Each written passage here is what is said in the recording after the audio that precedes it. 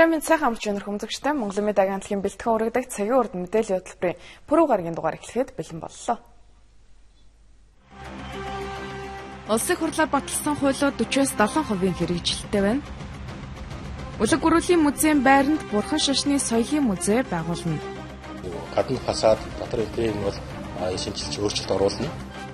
530 сая литр сүүний нөөцтэй манай улс цэцгийн тосоо импортлох боломжтой юу? Энэ итгэх улс. За Япон бол эдийн засгийг маш их сонирхдаг. Мяд компани 2017 он гэхэд зорчигчдийнхоо тоог 2 дахин нэмэгдүүлэх зорилт тавьж байна. Оюутлогоо компани 2014 онд бүгд найрамдах хятад ард улсаас 100 сая долларын эрчим хүч импортлжээ. 5 жилийн дараа 2000 мегаватт хэрэгтэй. Олон улсын валютын сан Украины эдийн засгийг дэмжих зорилгоор 17.5 тэрбум долларын тусламжийн зээл олгоно. Казахстаны ерөнхийлөгч Нурсултан Назарбаев бүрэн эрхээ дахин 5 жилээр сунгаж 31 жил түр барина. Та бүхэдгээр болон бусад мэдээг манай өнөөдрийн цагийн урд мэдээллийн хөтөлбөрөөс хүлээн аваарай. Улсын хурлаас баталсан нийт хуулийн 30-аас 60% амьдрал дээр огт мөрдөгдөхгүй байгааг улсын хурлын тамгын газрын хяналт үнэлгээний нийлцэж судлаж тогтоосон байна. Манай улсад өнөөдрийн байдлаар 430 гаруй хууль байдаг. Үүний 300 гаруй л хэрэгжиж нийгмийн харилцааг зохицуулж байна гэж судалгааны багийнхан үзэж байгаа юм а. Хууль нь батлагдсан ч амьдрал дээр түүнийг хэрэгжүүлэх журам зохицуулалт нь байдгүй. Жишээ нь хүнсний бүтээгдэхүүний аюулгүй байдлыг хангах тухай хуулиудыг мөрдөхийн тулд 27 журам шинээр гарах ёстой. Гэтэл өнөөдөр 14 журам нь батлагдаагүй. Тиймээс дээрх хууль бүрэн хэрэгжих боломжгүй гэж судлаачид үзэж байна.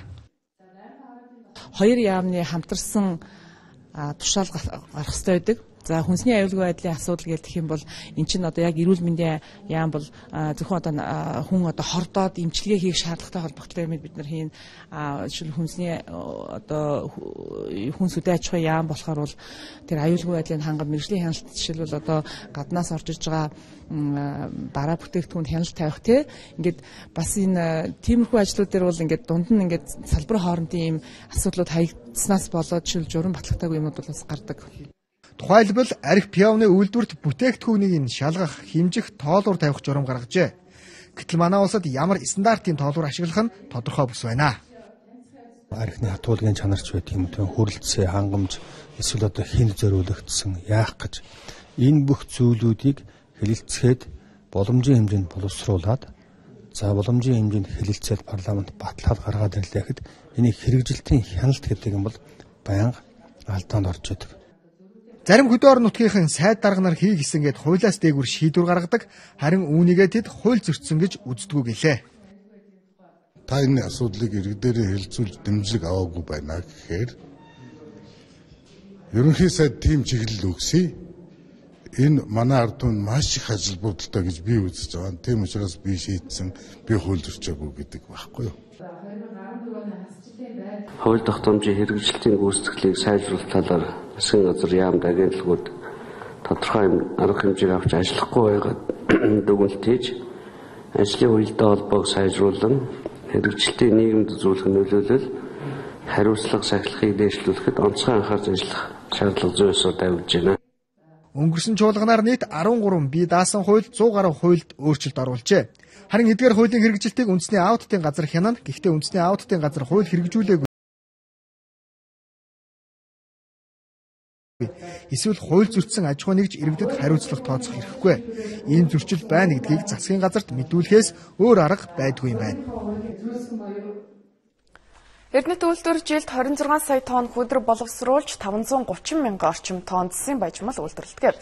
Зөвхөн 2014 онд улсын төсөвт 470 тэрбум төгрөгийн орлого хуримтлуулсан байна. Дэлхийн зах зээл дээр засгийн үн буурч байгаатай холбогдуулан үйлдвэрлэлийн хүчин чадлыг 26%-аар нэмэгдүүлэх, хүдэр баяжуулах үйлдвэрийн өргөтгөл ашиглалтанд оруулахаар болжээ. Монгол улсын хувь нийлүүлсэн эрдэнэт үйлдвэр хүдэр баяжуулах шинэ өргөтгөл ашиглалтанд оруулахаар болсон. Өнөөдрийн байдлаар барилгын ажил 95% байна. Хүдэр баяжуулах өргөтгөл ашиглалтанд орсноор 22 мянган тонн цэвэс зэс үйлдвэрлэх боломжтой болно гэж тооцож байгаа юм а. барилгын ажил нь бол 95%, за монтаж ажил нь бол 20% явж байгаа. Бидний ажиллагаа бол 6 сарын ихэд дуусчихад сарын тохируулга хийчихэд 7 сарын 1-ээс бол одоо бүрэн хүчтэй ажиллаулна. Энэ жил бол бид нэр 3 сая тонн одоо хөдөр нэмж боловсруулах ийм төлөвлөгөөтэй ажиллаж байгаа. Хэдхэн жилийн өмнө 1 тонн зэс дэлхийн зах зээл дээр $8,000 байсан. Харин жил ирэх бүр ханшин бууцаар өнөөдөр $5,000-тай тэнцэж байна. Тиймээс үйлдвэрлэлийн хүчин чадлаа нэмэгдүүлж алдагдлаа нөхөх зайлшгүй шаардлагатай болсон. Энэ хүндэтлийг давах хамгийн зөв шийдэл бол зэс хайлуулах үйлдвэрийн ажлыг эхлүүлэх явдал юм байна.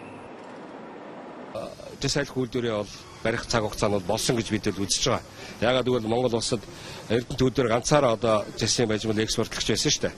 Тэгвэл одоо оюу толгой гэдэг удахгүй цагаан суураг гэдэг ер нь бол нэлээд хэдэн ордууч судлагдж байна. Тэгэхээр цаашдаа энэ зэсийн бажмалын экспорт бол огцом нэмэгдэнэ. Тэгээ энэ байдалтайгаа холбогдоод бол ер нь цэвэр зэс үйлдвэрлэх асуудлаа бол одоо бид шийдэх болсон. Монгол улсын сайлын үнэ гэж эзэнтээр зүгээр нэг нэрлээгүй. Зэсийн үн буусч байгаа ч 2014 онд 167 тэрбум төгрөгийн ашигтай ажилласан. Хөдөр баяжуулах үйлдвэрийн өргөтгөлд шаардлагатай $142 сая хөрөнгийг Эрдэнэт үйлдвэр өөрөө шийдэж чаджээ. Эрдэнэтэд хийх дараагийн том төслийг аж үйлдвэрийн яам ингэж хасж байна. Хөдөртөх бол зэсийн агуулга буурч байгаа. Энэтэй холбоотойгоор үйлдвэрийн хүчин чадлыг нэмэх зайлшгүй шаардлагатай. Нөгөө талаар бол манай яамнаас барьж байгаа бодлого бол зэс хайлах үйлдвэрийг бол арай хугацаанд шийдэж төстэй нь бол өргөжлүүлэх шаардлагатай байна гэж үзэж байгаа. Уулын баяжуулах Эрдэнэт үйлдвэр монголчуудыг 37 жил тэжээсэн. 6,000 гаруй хүнийг ажлын байраар хангаж 2014 онд Орхон аймгийн дотоодын нийт бүтээгдэхүүний 40%-ийг дангараа бүрдүүлжээ. Эрдэнэтийн нөөц дуусах болоогүй. Цаанаа дахиад 40 жил ашиглах хэмжээний баялаг байгаа гэдгийг Эрдэнэт үйлдвэрийн удирдлагууд онцолж байлаа. Манай сурвалжлагч Чимэд лам Ишторж нарын Эрдэнэт үйлдвэр дээрээс бэлтгэсэн мэдээ сурвалжлага үргэлжилж байна. Эрдэнэт үйлдвэрийн ашиглагддаггүй хөдрийн овоолгоос 999% орцтой зэс гарган авч байна. Ил задгай байхдаа хүн мал хүрээлэн орчинд сөрөг нөлөө үзүүлдэг. Хөдрийн овоолгыг энэхүү эдийн засгийн эргэлтэнд оруулж Лондонгийн металлын бирж дээр А зэрэглэлд тооцогдох бүтээгдэхүүн үйлдвэрлэж эхэлжээ. Уулын баяжуулах Эрдэнэт үйлдвэрийн овоолгыг ашиглаад энэ катодын зэсийн үйлдвэр ажилтдаг юм байна. Өөрөөр хэлэх юм бол хаягдал болж байгаа зэсийн овоолгоноос катодоор зэс явгаж аваад энэхүү үйлдвэрлэж байгааг үзэгч та бүхэн харж байна. Энд харагдаж байгаа хөдрийн овоолго хэдхэн жилийн өмнө хиндэж хэрэггүй хог байсан. Харин ачид ихт компани катодын зэсний үйлдвэр ашиглалтанд орсноор мөнгө болгох боломж бүрдсэн байна. Гидрометаллург буюу бороожуулалтын аргыг ашиглан хөдрөөс зэс гаргаж авдаг. Эрдэнэт үйлдвэрийн ашиглагддаггүй хөдрийн овоолгоор 20 жил ажиллах нөөц байгаа юм байна. Манай үйлдвэрлэлийн овоолгын нөөцөд үндсэндээ 180 мянган тонн зэс хадгалж байгаа. За үндсэндээ цаашдаа бол ер нь 20 жил ажиллах боломжтой гэж үндсэндээ тий зүгээр хийсэн байгаа. За тэгээд одоо жил 10 мянган тонн. За тэгээд одоо энэ зэсийг бол Лондонгийн металлын бирж яг өнөөдрийн хан шийдтэй байна. Яг тэр үнээр борлуулдаг. Харин энэ бол молибдийн боловсруулах үйлдвэр. Жилд 3600 тонн молибдийн үйлдвэрлэх хүчин чадалтай. Монгол улсад төмрийн үйлдвэр байхгүй учраас бүтээгдэхүүнээ 100% гадаадад экспортлдог. Дэлхийд гангийн үйлдвэрлэлээр тэргүүлэгч Өмнөд Солонгос улсын үйлдвэрүүд Монголд үйлдвэрлэсэн молибдинийг ашиглаж байна. Зөвхөн Солонгосч биш дэлхийн 20 гаруй улсад бүтээгдэхүүнээ нийлүүлдэг юм байна. Хоногт нэг 7-оос 8 тонн молибдины баяжмал гаргаж байгаа. Тэгээд экспортод бол бүх бүтээгдэхүүн гардаг. Ер нь бол нэг жилийн экспортын орлого нэг 50-аас 60 мянган доллар, 60 сая Америк долларын орчим байгаа. Зөвхөн энэ хоёр үйлдвэр ашиглалтанд орсноор орон нутагт 500 ажлын байр бий болсон. Улсын төсвийг харалгүй хувийн хвшлийн хөрөнгө оруулалтаар хүнд үйлдвэрүүд байгуулагдаж байна. Тиймээс засгийн газар хууль эрх зүйн орчин, гадаад харилцаа, худалдааны зах зээлийг нь тэлэх зэрэг бодлого явуулах түвшинд анхаарч ажиллах хэрэгтэй байгааг үйлдвэрлэгчид салбарын сайддаа хэлж байлаа.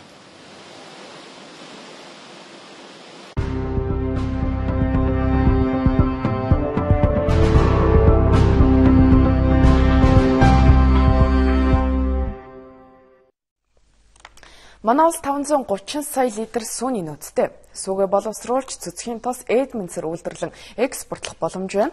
Анх 1946 онд Монгол улс 300 тонн цэцгийн тос үйлдвэрлэн экспортлж байжээ. Үйлдвэрлэл хөгжөөгөө тэртээ 40, 50, 60 оны үед Монгол улс хүн амын сүү цагаан эдийн хэрэглээг хангах хэд хэдэн томоохон үйлдвэрүүдийг нийслэлд орон нутагт байгуулж ирсэн мэлээ. 1940 онд сүүний үйлдвэрийн анхны суур тавигдж байсан бол 1946 онд 300 тонн цэцгийн тосыг үйлдвэрлэн экспортлж байжээ. Харин өнөөдөр 50 гаруй сая толгой малтай болж жилдээ 530 сая литр сүүний нөөцлөө болцоход байгаа хэрнээ сүүгээр хийсэн нэгж бүтээгдэхүүний гадны зах зээлд нийлүүлээгүй байна. Бид 1960-ад он гэхэд 853 сүү цэцгийн тосны завуудтай ажиллаж 50000 тонн цэцгийн тос үйлдвэрлэж байсан байна. Тухайн үедээ бас тодорхой хэсгийг бас экспортлох тийм боломжийг бас бүрдүүлж байсан байна. За 1980-ад онд бол бид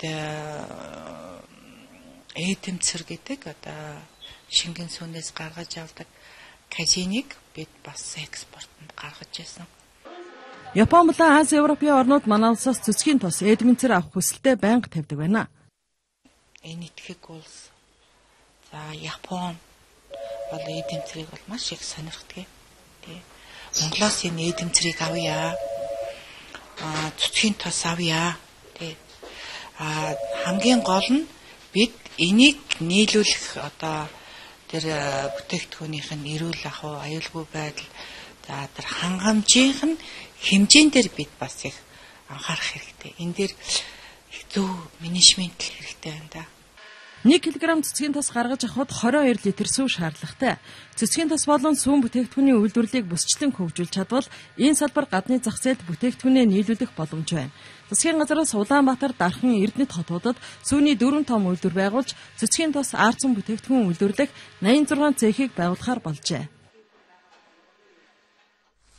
Өнгөрсөн 370 гаруй иргэд аж ахуй нэгж жижиг дунд үйлдвэрлэлийн зээлд хамрагдах хүсэлтэд нийслэлд ирүүлсэн байна. Тэднээс ердөө 57-д нь л зээл олгожээ. Өндөр шалгуур нарийн тооцоогд авч зээлд хамрагдсан дээрх байгууллагууд өнөөдөр хэрхэн ажиллаж байгаа тухай бид сурвалжиллаа. Зээлээ аваад 2 сарын хугацаанд хүчин чадлаа 1 дахин нэмэгдүүлж үйлдвэрлэлээ тэр хэмжээгээр өргөжүүлсэн Ноос ноолуурын говь алтар компаниг цагийн урт хөтөлбөр онцолж байна. Харин өнгөрсөн онд нийслэлээс зарласан жижиг дунд үйлдвэрлэлийг хөгжүүлэх зээлд хамрагдахаар хүсэлт өгч 14 хоногийн дотор 100 сая төгрөгийн дэмжлэг авчээ. Урд нь болохоор ингээд ноос ноолурт ингээд зээл өгч ирсэн шүү дээ. Одоо 100 тэрбум маран тий. Тэр зээлд бол бид хамрагдах ямар ч боломжгүй. Тэр бол том үйлдвэрүүд нь тэр зээлэнд бол хамрагддаг гэсэн. Тэгээд сая энэ зээлэнд бол үнэхээр бас нэг бид нэрийг бас итгэж бас үйл ажиллагаа өмнө танилцж судалж шалгаад бас ийм хэмжээний зээл бас биднэрт итгэж өгсөнд бид нар бас их баярлж байгаа. Тоногт хөрөмжөө нэмсэн учраас үйлдвэрлэлийн хүчин чадварч дахин нэмэгдсэн, мөн эргэлтийн хөрөнгөтэй болсон болохоор зуны уйлралд ажилгүй суух шаардлагагүй болсон. Одоо тэд борлуулалтаа өргөжүүлэх, үйлдвэрийн байртай болох шинэ зорилт тавьж байна. Энэ бол ажлын байр 2 тустай газар, 2 газар ажлын байртай учраас түрээс нэлээд өндөр төлдөг. Тийм учраас цааш бид нар бас ажлын энэ зээлийн амжилттай хэрэгжүүлээд эхлэх юм бол дахиад бас ажлын байр өөрсдөө барьж байгуулах талаар бас бид нар тийм төлөвлөгөөтэй байгаа. Говь алтар компанийн мөн Баян Улгийн аймаг, Оросын албаны улс Казахстанд өөрсдийн бүтээгдэхүүнээ нийлүүлж байна. Өмнө нь түүхийн эдээ ихэвчлэн гаднаас татдаг байсан бол одоо дотоодын үйлдвэрүүдтэйгээ хамтрах чиглэлд анхаарч эхэлжээ. Гаднаас одоо нэг утас муцаа авдаг шүү дээ тий. Тэр мэрийг одоо байнга бэлэн байх ч юм уу тий. Одоо нэг хөрөнгө оруулалт муу байх тохиолдолд болохоор багаар утас зөхөлчдөг байхгүй юу. Тэр өөрөөсөө яах юм бол их хэмжээгээр арай хэмдүүнээр авах ч юм уу тий. Тийм дотоодос авах шүү дээ. Говь алтар компани шиг 60-аад үйлдвэр өнгөрсөн онд нийслэлийн жижиг дунд үйлдвэрлэлийг хөгжүүлэх зээлд хамрагдаж үйлдвэрээ хөгжүүлж байна. Тэд эхний 1 жил үндсэн төлбөрөөс чөлөөлөгдөж 5 жилийн хугацаанд зээлээ төлөх учраас жижиг дунд үйлдвэрлэгчдэд жинхэнэ дэмжлэг болж байгааг баялаг бүтээгчид хэлж байлаа. Нийслэлийн дөнгөж үйл ажиллагаа эхэлж байгаа газруудыг дэмжихээс илүүтэй хөл дээр аль хэдийн зогсчихсон ч хөгжих боломж дээр гацаад байгаа үйлдвэрүүдийг дэмжих бодлого орж байна. Энэ хүрээнд өнгөрсөн онд жижиг дунд үйлдвэрлэлийг хөгжүүлэх зээлийн 80% эрчимдсэн мал аж ахуй сүүний чиглэлийн үйлдвэрүүдэд олгосон. Харин энэ жил гахаа, шувуу, загасны аж ахуй эрхлэгчдэд түлхүү зээл олгохоор төлөвлөжээ. Энэ жил нийслэлээс жижиг дунд үйлдвэрлэгчдэд 5 тэрбум төгрөгийн зээл олгохоор болсон. Уг зээлийн шалгуурт хаанвал дүүргийн нутаг дэвсгэр, сонгон бүхгийн орчмын гахаа, шувуу, загасны аж ахуй эрхлэх бүс нутагт үйл ажиллагаа явуулдаг газруудыг хамруулна. Бүхэг сонгоны орчимд яагаад ингэж та нар ингэж зориуд ингэж сегментлээд явуулсан юм бэ гэхлээр нийслэл хот орчим мал аж ахуй эрхлэх журмыг гаргаж байгаа. Газрын эдлбэр газруудыг гаргаж өгч байгаа. Тэгээд түүн дээр нь хөгжөөд явах юм бол бас болгоор дэмжээ гэдэг. Хүсэлт явуулсан байгууллагуудаас хэрвээ маш сайн төсөлтэй хэрнэ санхүүгийн боломжинд банкны шаардлагыг хангахгүй байвал зээлийн батлан даалтаар санхүүжүүлэх боломжийг ч бүрдүүлж байгаа юм байна. Мөн үйлдвэрүүд хоршиж үйл ажиллагаа явуулах төслийг дэмжинэ гэлээ. 10 айл байлаа гэхэд 10 үнэтэй 10 айл байлаа гэхэд та нар нийлээд 100 үнэтэй нэг тийм хоршоо болчихоо. Тэгэх юм бол дунд нь бид нэг сүүний үйлдвэр үгүй. Дунд нь сүү хадгалдаг, цуглуулдаг танк байна шүү дээ. Хадгалгаа тэрийг чинь бид нэр одоо зөөлөх журмаар олгож өгье. Мөн түүний чинь дэмжиж аж ахуй тэжээлийн аж ахуй барих гэж байгаа бол эсвэл та нар юу сайжруулах гэж байгаа. Тэг хошиж нийлэх юм бол илүү та нар зээлгэл болгоё гэсэн ийм бодлого барьж байгаа. Энэ жил хаан улс дүүргийн 12, 13 дахь хороонд байдаг үйлдвэрүүдийг түшиглэн гахаа шувуу загсны аж ахуйн бүс нутаг байгуулна. Цаашдаа энэ маягаар хаан ямар төрлийн аж ахуй үйлдвэрлэл илүү хөгжих боломжтой тухай судалж, газар нутгийг нь зааж өгөөд дэмжлэг үзүүлэх дээрх жишгээр жижиг дунд үйлдвэрийг хөгжүүлэх зээлийн нөхцөл үйлчлэх юм байна.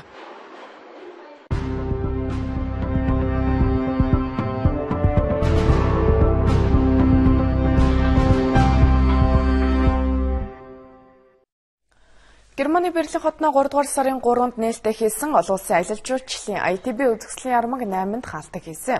Манай улс тус үзэсгэлэн ярамгийн түнш орноор оролцож эх 2 жилд 1 сая давсан жуулчид хүлээн авна гэсэн зорилтыг дэвшүүлээд байгаа. Аялал жуулчлалыг хөгжүүлэхэд хамгийн том холбогч гүүр нь иргэний агаарын тээврийн компаниуд байдаг. Тэгвэл үндэсний агаарын тээвэрлэгч Miat компани ITB үзэсгэлэн ярамгт анх удаага онцгой эрхтэйгээр оролцож дэлхийн 190 орны хэрэглэгчдэд эх орноо бас компаниа сурталчлаад ирлээ. Манай улс ITB-гийн түнш орноор оролцохын тулд төсөөс нийтдээ 8 тэрбум төгрөг гаргасан. Ийм хэмжээний зардлыг эргээ жилийн дотор нөхөх тооцоо хийжээ. Учир нь түнш орноор оролцох эрх улс бүр тэр бүр олдоод байдаггүй. Энэ боломжийг сайн ашиглаж чадвал хүлээн авах жуулчдын тог 1-2 жилийн дотор 15-30%-аар өсгөж чаддаг. Германы одоо иргэдийн дунд санал асуулга явуулсан байна л да. Германы одоо жуулчны байгууллага ер нь та Монгол руу явах уу, Монгол руу явах төлөвлөгөө байна уу гэж асуухад ирэх 3 жилд, ойрын 3 жилд 10 сая герман хүн би ер нь Монгол явж үзмээр байна, Монгол руу явмаар байна гэж 10 сая герман хүн хэлсэн байгаа. Дэлхийн аялал жуулчлалын байгууллагаас гаргасан судалгаагаар Европын холбооны орнууд мөн Азиас Японы жуулчид тухайн очсон газартаа хамгийн их хүртэг шингээ төлбөр өндөртэй үйлчилгээ авдаг бас стандартыг шаарддаг. Тэгвэл тэдний төлөх гэж байгаа мөнгөнийх нь хэмжээнд үйлчилгээ үзүүлэхийн тулд хамгийн ихний ээлжин шийдэх ёстой асуудал бол хамгийн найдвартай үнэн боломжийн олон дахин бууз суугаад байхгүй тээврийн хэрэгслээ. Манай улс бол далаад гарцгүй бас Европ ТВ-с харьцангуй хоолтол жуулчдын сонгох гол тээврийн хэрэгсэл бол агаарын тээвэр. Miat-ийн нислэгийг тэгээд дотоодын нислэг галт иргэний одоо үйлчлэгийг бас тийм нэмэгдүүлэх шаардлагатай гэж үзэж байгаа. Монголыг зоригч жуулчдын тоо нэмэгдэхийн ирээр авиа компаниудын ашиг орлого өснө. Өөрөөр хэлбэл зоосны 2 тал гэж ойлгож болно. Энэ утгаараа үндэсний тээвэрлэгч Miat компани үзэсгэлэн ярамыг зохион байгуулагдаж байсан Месси Берлингийн төв хаалганы дэргэд буюу хамгийн байрал сайтай олонний хөлийн газар 121 м2 бүхий талбай түрээсэлж Miat гэсэн үндэсний брэндээ сурчилж мөн харилцагч түнш байгууллагуудтайгаа хамтран ажиллах шинэ гэрээгээ хилцлээ. Miat компани бол ажил бүрлөө өгч энд бол бид өөрсдийнхөө одоо нэгэн том хэмжээний талбай авч өөрсдийнхөө сурталчлах Европт бол илүү одоо тань мэдүүлэх өөрсдийгөө энэ утгаараа аялал жуулчлал маань бас өргөжинд хэлнэ гэдэгт бол найдаж байна л да. Miat компани агаарын 5 үлэгтэй өнөөдрийн байдлаар Москва, Берлин, Франкфурт, Бээжин, Сөүл, Гонконг, Токио, шууд харин Сингапур, Хайнан, Чежу, Японы 3 хотлоо захиалагт нислэг хийж байгаа. Энэ зун Монголыг зоригч жуулчдын урсгал эрс нэмэгдэн гэж төлөвлөж байгаа тул дотоодын авиа компаниудтай нэг баг болон ажил жуулчдад зориулсан багц үйлчилгээний тариф гаргахаар төлөвлөж байгаагаа ITB-гийн үеэр компани удирдлагууд танилцууллаа. Одоо Берлингээс ховд юм уу төвсгөл рүү өсгөлийн одоо хатгал хүртэл нийт багц үнэ нь бол хямдрах юм боломж бий л дээ. Miat компани 2017 он гэхэд үйлчлүүлэгчдийн тоог 2 дахин нэмэгдүүлэх зорилго тавиад байна. Хэрвээ зорчигчдын тоо эрс нэмэгдвэл Берлин, Франкфурт руу их шууд нислэгийн тоог нэмэгдүүлэх бүрэн боломжтой гэсэн хариултыг өгч байлаа. Мөн Европын холбооны өөр хотлоо шинэ нислэг хийх асуудал ч гэсэн судлагдаж байна. ITB-д гадаад сурчилгаагаа төлөвлөсөн хэмжээнд хийж чадлаа гэж үзсэн тул одоо дотоодын авиа компаниудтай тусдаа салангад ажиллах бус нэг баг болон ажиллахаар урьдчилсан уулзалт хэлцээнүүд өнөөдрөөс Улаанбаатар хотноо явагдаж эхэллээ. Энэхүү манай улс иргэжилд 1 сая давсан жуулчин хүлээн авах гэсэн зорилтыг дэвшүүлсэн бол 2020 он гэхэд 5 сая жуулчин хүлээн авах том зорилтыг тавиад байгаа. Азийг чиглэсэн жуулчдын урсгалыг Монгол руу татах буддын шашны соёлын болон үндэсний палеонтологийн музейн томоохон зохицолборыг барьж байгуулах зураг төсөл нь бэлэн болжээ. Гадаадын жуулчид Монголд ирээд үзэх зүйл ховор байдаг. Гэтэл Парист болсон дуудлага худалдаагаар Занвазрын бүтээлд 3 сая евроор үнэлэгдэж байсан байна. Энэ бол гадныхан Монголын соёлыг мэдж таних тулд мөнгө хайрлахгүй гэдгийг нотолж байна. Үүнтэй адил олон үнцэнтэй эрдний эд өлгийн зүйлс иргэдийн гар дээр эсвэл үнэт эдлийн дэлгүүрийн лангуун дээр байж тэр бүр олонний хүртэл болоод байж чаддаггүй. Тэгвэл Монгол ахуй соёлыг музейн үзмэрээр татах 2 ч том төслийг нийслэлээс танилцуулж байна. Ленин музейн барилга Азтай музейн зорилтоор баригдсан Монгол хэв шинжийг илтгэсэн барилга тооцогддог.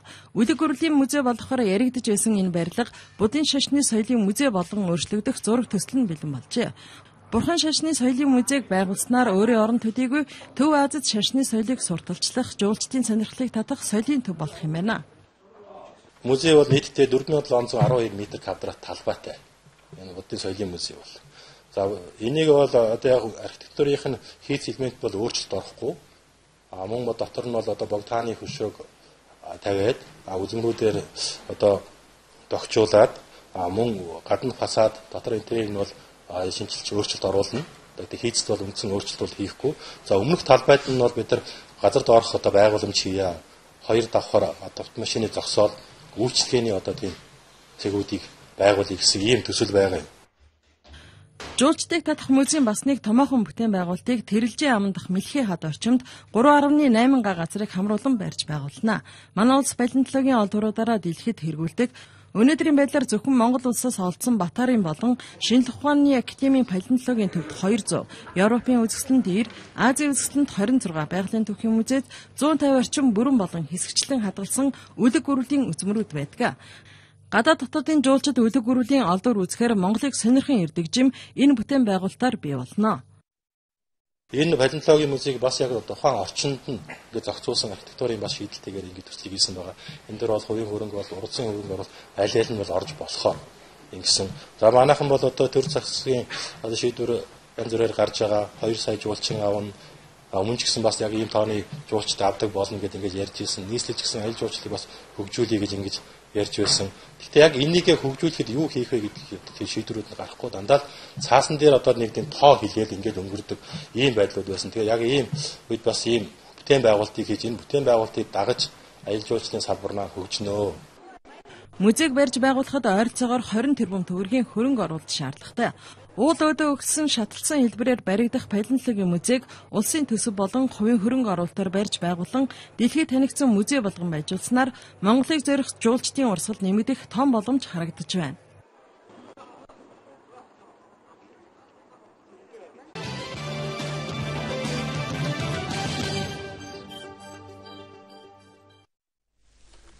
Ангаахын шинжлэх ухааны үндэсний их сургууль орон нутагт 3 салбар сургуультай. Үүний нэг болох Говьалтай аймгийн салбар сургуулийнхан төвийн сургуулиас дутгааргүй чадварлаг мэргэжилтэн бэлтгэдэг гэдгийг хэлж байна. Говьалтай аймагт ажиллаж байгаа манай сурвалжлагч Бат хоёр Үлзий хоёр нар ирүүлсэн багц мэдээ сурвалжлагыг одоо хүлээн авна уу. Говьалтай аймагт ангаах ухааны сургууль баруун бүсийн 5 аймаг болон Дархан Эрдэнэт бүр Улаанбаатар хотоос ч хүүхдүүд илсэн суралцдаг байна. Нийт 1200 орчим оюутантай энэ сургуулийн хамт олон бүсийн шилдэг сургууль болох зорилттой ажиллаж байна.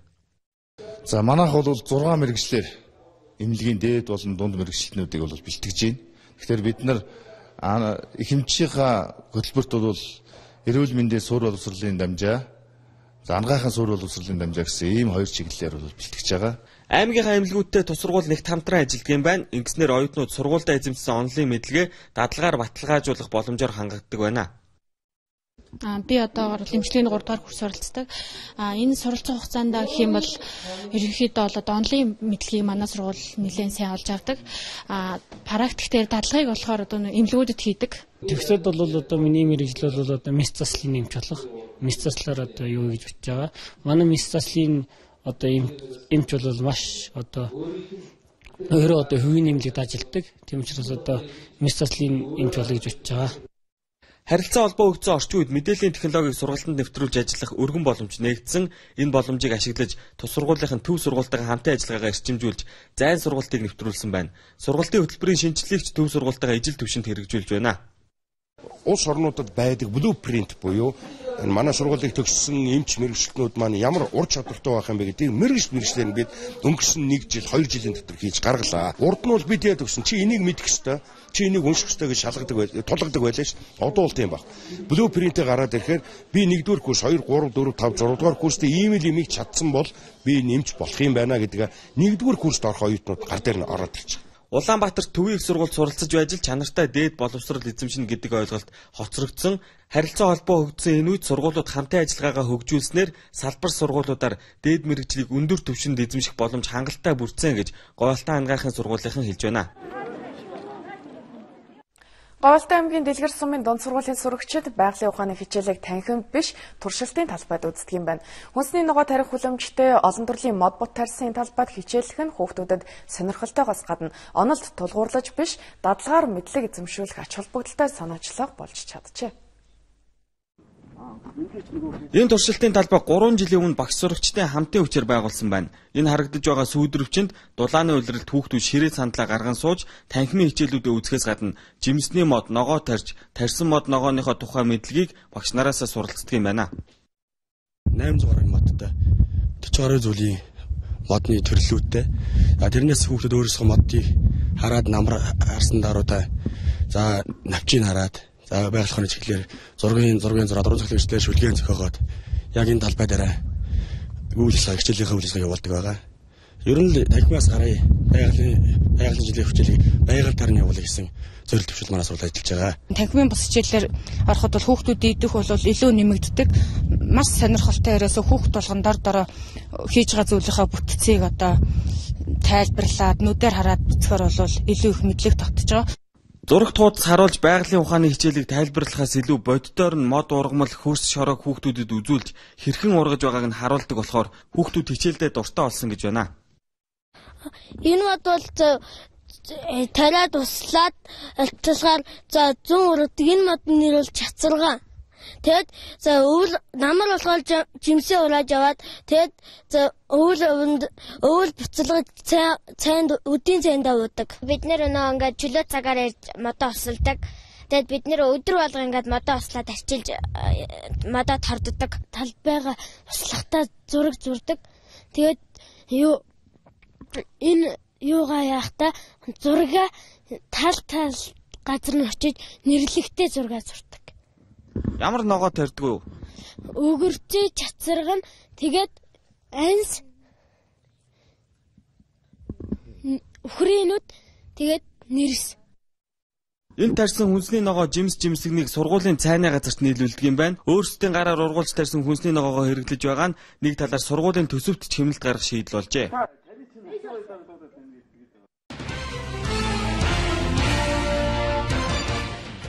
Аранга аймгийн иргэд төрийн үйлчилгээний явуулын машинтай оллоо. Энэ харагдаж байгаа нэг цонхны үйлчилгээний машинаас иргэд хөдөлмөр, нийгмийн халамж, даатгал, хуулийн этгээдийн бүртгэлгээд олон төрлийн үйлчилгээ авахаас гадна өргөдөл, гомдол, санал хүсэлтэж өгч болох юм байна.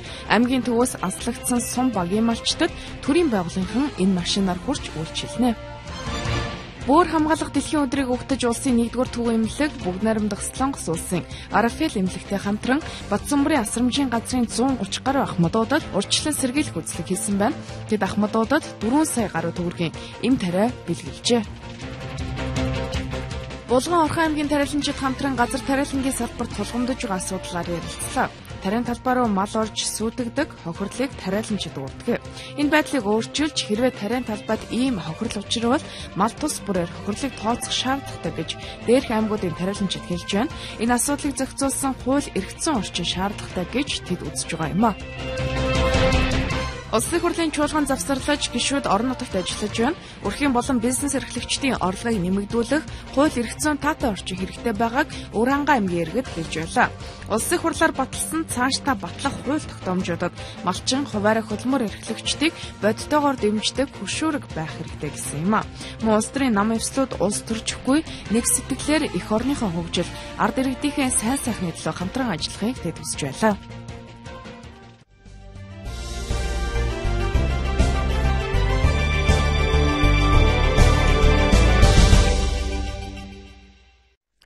Өнөөдөр бөөр хамгаалах дэлхийн өдөр тохиож байна. Манай улсын хүн амын донд бөөрийн архаг өвчин сүүлийн 5 жилд өвчлөлийн 3 дугаарт бичигдэж байгаа. Үүний гол шалтгаан нь иргэдийн эрүүл мэндийн мэдлэг дутмаг, бөөрийн өвчлөөс урьдчилан сэргийлэх мэдээлэл муу байдгаас болж байгаа тухай эмчнэр тайлбарладаг. Тиймээс бөөр хамгаалах дэлхийн өдрийг тохиолдуулан олон нийтэд энэ төрлийн өвчнөөс сэргийлэх, бөөрөө хамгаалах энгийн аргыг сурталчлан таниулах үзлэг онцлогоо явуулж байна. Улсын 1-р төв эмнэлгийн бөөрийн тасаг жил дунджаар 1400-аас 1500 хүн, амбалтаараар нь 8-аас 100000 хүн үйлчлүүлдэг. Эмнэлэг тандсан хүмүүсийн дийлэнх нь бөөрөө хамгаалах тухай анхан шатны мэдлэг байхгүй. Түүнээсээ болж өвчнөө хүндрүүлсэн байдаг байна. Улсын хэмжээнд эрүүл мэндийн салбарын нийт төсвийн 4/1 нь бөөрийн эмчилгээнд зарцуулагддаг гэсэн судалгаа байдаг. Уг нь бөөрийн эмгэгээс сэргийлэх маш энгийн. Сэргийлээд нэг эм тан уугаад ах хэрэггүй юм байна. Тэгээ хамгийн гол нь эрүүл агаарт яваад бие сайн тандаад хоолундаа тохируулаад халуун хүйтэн хувцалтын дээр тохируулаад ивчлээ. Бөөрийг одоо ерөөсөн хүн болон одоо хамгааж урдын сэргийлж явах хэрэгтэй юм байна. За энэний тулд одоо хоолундаа зөв тохируулах, байгаль орчиндөө зөв зохицоо явах тийм ээ. Эрүүл байх энэ талын одоо урьдчилан сэргийлэх юм одоо хийж явах зүйтэй юм гэж бодож байна. Эргэн хүмүүсийн эрүүл мэндийн боловсрал муу байгаатай холбоотой гэж үзэж байна. Нэгдүгээрт. Хоёрдугаарт бол тэр эмнэлгийн үйлчлэгээ тэр болгон хүрэлцээгүй байгаа. Үзүүлэх гэсэн хүн болгонд хүрэлцээгүй байгаа. Гуравдугаарт нь болохоор эмийн хангамж, эмийн буруу хэрэглээ, зохисгүй хэрэглээ. Ингээд маш олон шалтгааны удмаас бөөрийн өвчлөлт сүүлийн үед ихсэж байгаа. Хөдөөнөөс улсын 1-р эмнэлгийг зорж ирээд эмчилгээ аваад явсан хүмүүс орон нутагтаа очиод шаардлагатай эмчилгээг хийлгэж чаддаг нь өвчлөлт хүндрэх нэг шалтгаан болдог байна. Тиймээс бүсийн оншилгооны төвүүд дээр бөөрийн тасаг байгуулах шаардлагатай байгаа тухайч эмчнэр хэлж байна. Улсын 1-р төв эмнэлгийнхэн энэ төрлийн эмчилгээ үйлчилгээ хүрэх боломжгүй газруудад өөрсдөө очиж үзлэг оншилгоо хийх ажлыг энэ жил зохион байгуулжээ. Урьдчилан сэргийлэх үзлэгийг бол амбалтаараа хийсэн. Төв аймгийн Батсүмбүрийн хөгжүүлийн совлэлдүүд үнэ хөдөлгөөргөө үзлэг хийж 4 сая гаруй төгрөгийн өртөг өхөн эм тариа тараасан 130 гаруй хүнийг үзсэн ийм хөвд ажиллагаа сохиж байна. Ер нь 45-аас дээшсэнд бол жилдээ 1-2 удаа одоо бөөр шийсний замын шинжилгээ онцлогоо өгч мэрэгжлийн эмчээс зөвлөгөө авч явах нь бол зүйтэй. Цаашдаа бөөрийн нарийн мэрэгжлийн эмч мэрэгжилтэн бэлтгэхэд анхаарч орон нутагт бөөрийн эмчнэрийг томилон ажилуулах шаардлага тулгараад байна. Мөн энэ төрлийн эмчилгээг иргэдэд хүртээмжтэй болгохын тулд одоо улсын хэмжээнд 60 гаруй байгаа хиймэл бөөрийн аппаратыг 40-оор нэмэх хэрэгтэйгээд шийдэх шаардлагатай олон ажил байгааг бөөрийн эмчнэр ярьж байлаа.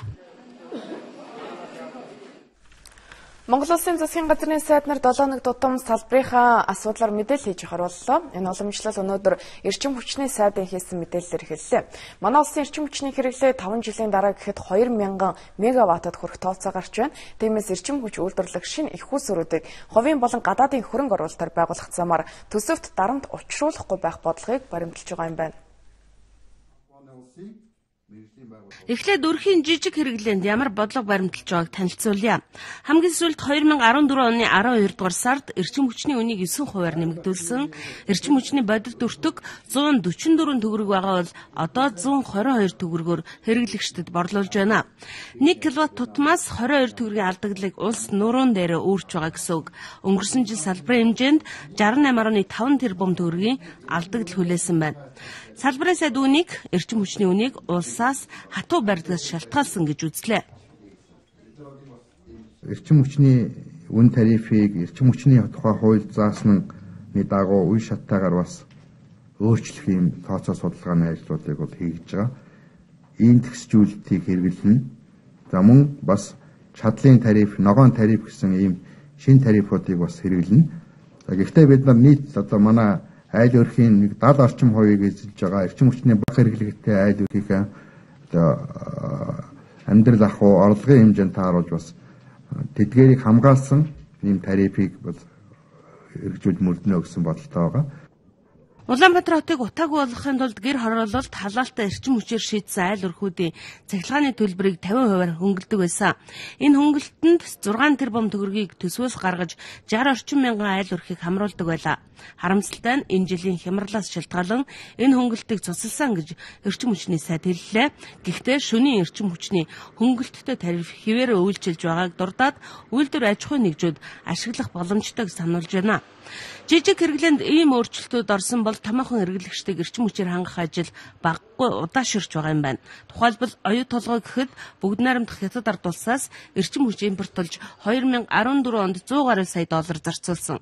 Хэрвээ 5 толгойн цахилгаан станцыг барьчихвал бид оюу толгой үйлдвэрлэлийг эрчим хүчээр бүрэн хангах боломжтой болно.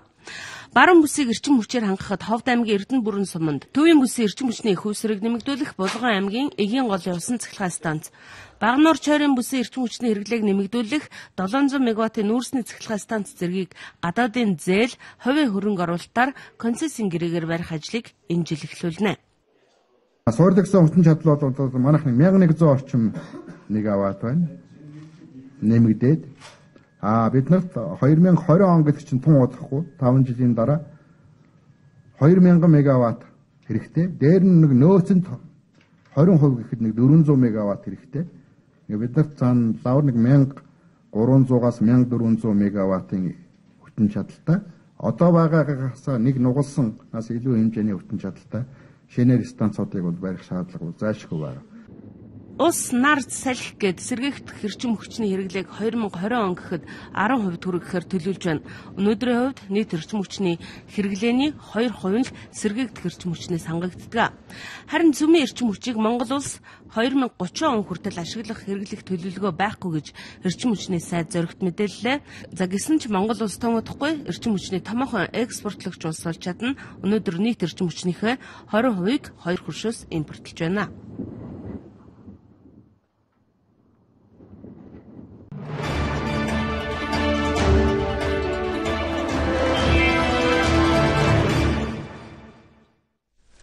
Цагаар хөтөлбөр таамтайгаа үзэгчдээ баярлалаа. Дэлхийд дахин дуунаж байгаа үйл явдлын мэдээлэл хүрэхээр студид орчуулагч Ариун Чимэг ажиллаж байна.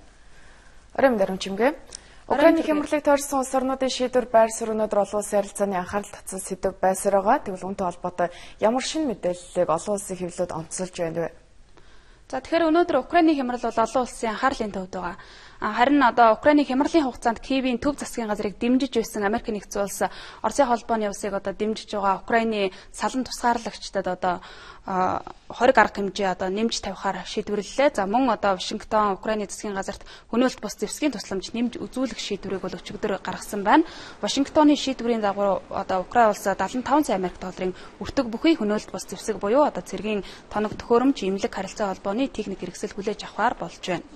Америк нэгдсэн улсын дэд ерөнхийлөгч Жо Байден Украинд нэмж 75 сая Америк долларын цэргийн тусламж олгохоор болсноо Украины ерөнхийлөгч Петр Порошенкод өчигдөр утсаар мэдгдсэн байна. Үүнд ажиглалтын дронууд буюу алсын удирдлагатай онгоц, шөнийн харуулын тоног төхөөрөмж, имлэг, харилцаа холбооны хэрэгсэл мөн 230 ширхэг хуягт машин багтжээ.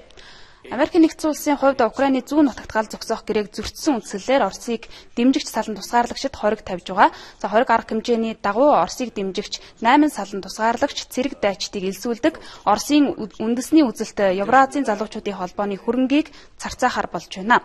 Мөн Америк нэгдсэн улсын хориг арга хэмжээ Кримд саяхан үйл ажиллагаагаа эхлүүлсэн Оросын нэг банкнд үйлчлэгнэ. Өөрөөр хэлбэл Америкийн компаниудыг Кримийн тэрхүү банктай харилцахыг бол хориглож байна. Мөн Оросын холбооны улс руу зугтан гарсан Украины ерөнхийлөгч асан Виктор Янукович зэрэг 3 хүний хөрөнгийг зарцаахаар боллоо. За Украины ерөнхийлөгч Америк нэгдсэн улс хөнөөлт бус цэргийн тусламжаа 75 сая Америк доллараар нэмэгдүүлж байгааг таатаагаар хүлээн авч байна. Украин өөрөө салан тусгаарлагчдыг дарахад тусламж зэвсэг өгөөч гэсэн хүсэлтэй бол барууныханд гаргасан юм а. Гэхдээ Вашингтон асуудалд болгоомжтой хандаж зөвхөн хөнөөлт бус цэргийн техник хэрэгслэл нийлүүлж байна. За мөн барууны холбоотон Герман улс одоо Украинд зэвсэг нийлүүлэхийг бол ерөөсөө эсэргүүцэж байгаа. За Оросын холбооны улсын гадаад хэргийн дэд сайд Сергей Рябков за Москва салан тусгаарлагчдыг дэмжлээ гэж Вашингтон утгаж байгаа нь бол туйлын өрөөсгөл утгах учиргүй зүйлээ гэсэн байр суурийг бол хэллээ. За Оросын холбооны улс одоо 20 арга хэмжээнд хазаарлуулж эдийн засаг нь хямарч байхад за барууныхан бол Украинд эдийн засгийн тусламжийг бол үзүүлсээр байна. За Америк нэгдсэн улсаас гадна олон улсын валютын сан Украины төв засгийн газарт 17.5 тэрбум Америк долларын санхүүгийн тусламжийн зээл олгохоор болж байна. Украины олон улсын валютын сангаас олгох зээл Украиныг хэрэгжүүлж байгаа шинжилэлтэнд өгч буй урамшууллаа гэж харж цаашид Украин эдийн засгийн шинжилт хийнэ гэдгийг мэдгдлээ. Украины хувьд олон улсын валютын сангаас 17.5 тэрбум Америк долларын зээл авахын тулд бүсээ чангалахаар болсон юм а.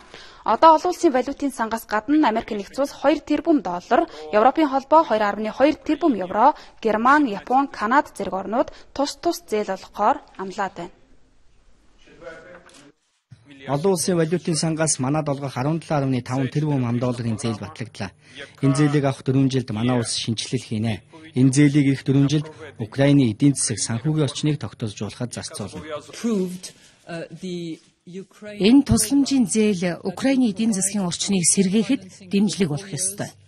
Санхүүгийн орчин тогтворжвол нөгөө талаараа гал зогсох гэрээний хэрэгжилтэнд эргээр нөлөөлөх боломжтой гэж бид харж байгаа.